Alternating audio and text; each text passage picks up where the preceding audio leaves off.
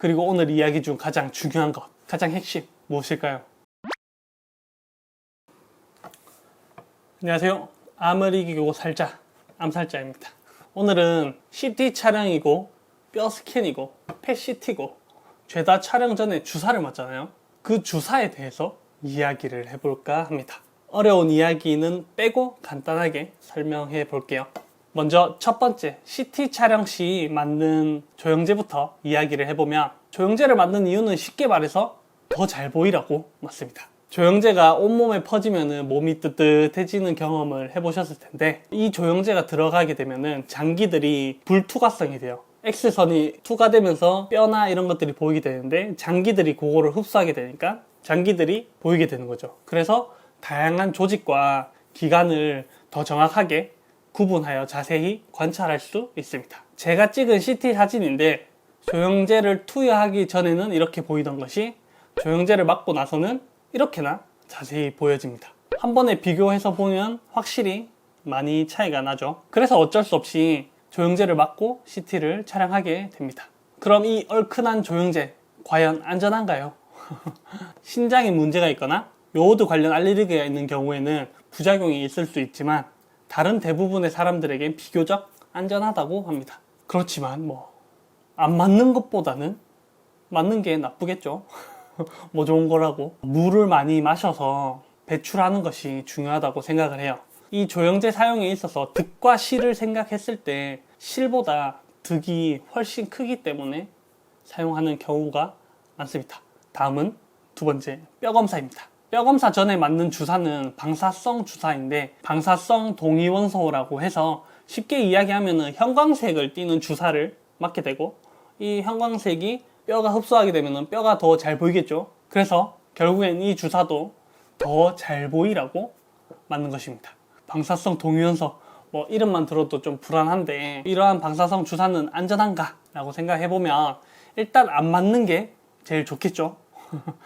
하지만 맞을 수밖에 없는 저희로서는 안 맞을 수 없으니 안전한지를 생각해보면, 이 주사는 방광기가 짧고 상대적으로 빠르게 분해되고 오랜 기간 체내에 남지 않는다고 합니다. 그리고 방사선 양도 매우 작기 때문에 안전하다고 합니다. 하지만 역시 찝찝하기 때문에 물을 많이 마셔서 소변으로 배출하는 것이 가장 중요할 것 같아요. 이제 마지막으로 세 번째, 펫CT입니다. 펫CT 역시 검사 전에 방사성 주사를 투여합니다. 펫CT에서 사용되는 방사성 주사는 뼈 스캔에서 쓰이는 것과는 다른 주사입니다. 펫CT에서 사용되는 주사는 포도당의 방사성 형태입니다. 암세포와 다른 대사 활성이 활발한 세포는 일반 세포보다 더 많은 포도당을 흡수하기 때문에, 아까 말했듯이 형광색 칠을 한 포도당을 먹은 암세포가 형광색을 띠니까 더 잘 보이겠죠? 더 잘 보이게 되는 것입니다. 여기서도 결국에는 더 잘 보이라고 주사를 맞습니다. 펫CT 검사에 사용되는 방사성 주사 역시 방광기가 짧고 빠르게 분해되고 검사 후 방사능을 잃고 유의미한 잔류 방사능을 유지하지 않아서 비교적 안전하다고 하지만, 이 역시도 솔직히 뭐가 그리 좋겠어요. 그러니 이 역시도 물을 많이 마셔서 소변으로 배출하는 것이 가장 중요한 것 같아요. 이것 이외에 이런 검사들에 대한 여러 궁금증들이 있을 텐데, 하나씩 풀어보면, 첫 번째, CT랑 펫CT의 차이는 무엇일까요?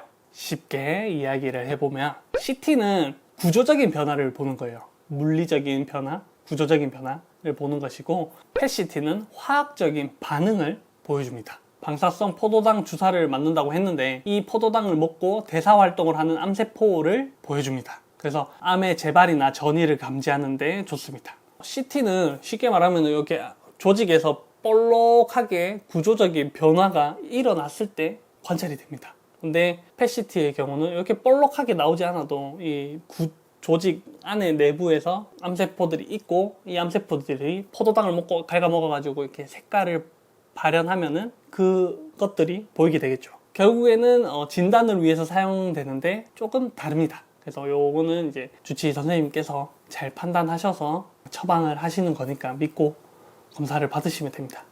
그리고 두 번째, CT랑 MRI는 무슨 차이가 있나? CT는 X선, MRI는 자기장과 전파를 이용합니다. CT는 보통 뼈나 장기의 구조를 보는 데 유용하고, MRI는 뇌, 척수, 간, 신경 등 연조직을 보는 데 유용합니다. 이 역시 주치의 선생님께서 목적에 맞게 잘 처방을 하니까 검사 잘 받으시면 됩니다. 마지막으로 이런 검사 후에 주의사항이나 카더라가 있는데, 먼저 주의사항은 방사성 주사를 맞는 날에는 임산부와 아이들과의 접촉은 피하는 것이 좋다고 합니다. 안전하다고 하지만 안전하지 않은가 봐요. 접촉하지 말라는 거 보면. 네. 그리고 또 이런 카더라가 있는데, 이런 방사성 주사를 맞는 검사를 한 날에 입은 속옷은 따로 빨아라, 아니면 버려라, 이런 말이 있어요. 뭐 이거는 저도 정확하게 의학적 검증이 거쳐진 거는 잘 모르겠어요. 그런데 뭐 어려운 일도 아니고 뭐 쉽게 그냥 따로 빨면 되니까 저는 요거는 뭐 하고 있긴 해요.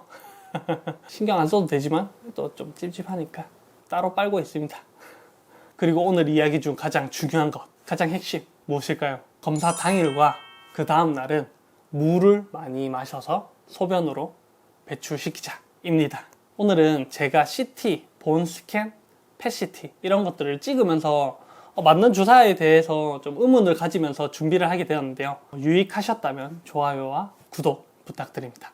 오늘 영상은 여기까지입니다. 시청해주셔서 감사합니다.